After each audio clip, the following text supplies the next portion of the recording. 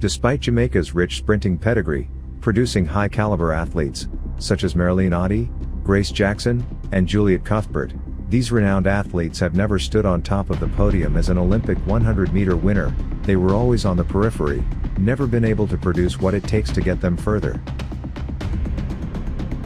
But all this was about to change. Jamaica was about to win their first Olympic gold medal in this event, from an unexpected source, straight out of obscurity, who had quite an auspicious start to her athletic career.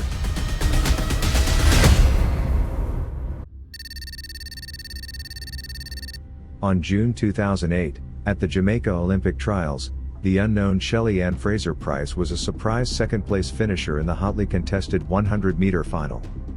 The three top athletes at the time were expected to claim the top three spots, but Shelly-Ann Fraser-Pryce posted her first ever sub-11 seconds, clocking 10.85 seconds. Caron Stewart won the national title in 10.80 seconds, and Sharon Simpson was third in 10.87 seconds. Jamaican sprint sensation at the time, Veronica Campbell-Brown, the 2007 World 100-meter champion and 2004 Olympic 200-meter champion, finished fourth in 10.88 seconds, failing to make the team. With Fraser-Pryce barely known among the local athletics scene, many considered her too inexperienced for the Olympics, and petitioned the Jamaica Athletics Administrative Association to have her swapped, in favor of Campbell-Brown. However, the J3A upheld its rule, permitting only the top three finishers on the team. And so it was time. Time for Shelly-Ann Fraser, as she was known then, to justify her inclusion. The pressure perhaps mounted. This was the aftermath of Usain Bolt's destruction. Competitors were picking up the pieces, fans were delirious. There was a kaleidoscope of different emotions that was palpable. In the middle of all of this stood Fraser-Pryce.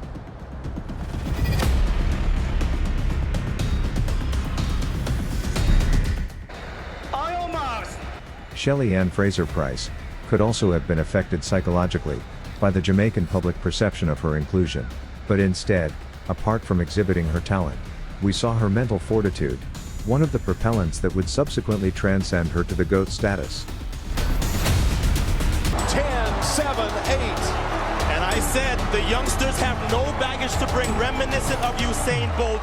10.78. The one athlete in there, the youngest athlete with no experience, blows away a very, very good field. 21-year-old Shelly-Ann Fraser-Pryce won gold for Jamaica in a time of 10.78 seconds, was not only an improvement of 0.53 seconds from her previous season's best, but it was also the second fastest in Olympic history at the time, behind Florence Griffith Joyner's 1988 Olympic record of 10.62 seconds.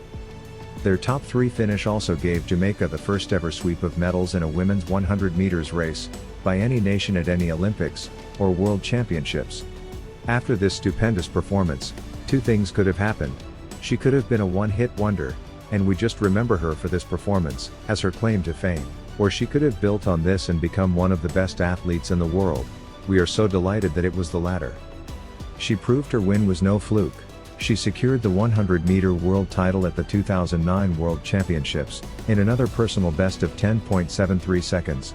In 2012 she became the third woman in history to defend an Olympic 100-meter title.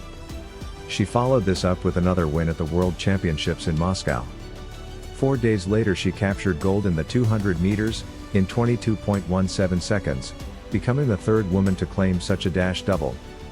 With all these fantastic performances over 100 meters, this is just a tip of the iceberg. Her best performances came in the ensuing years, and she is still going strong.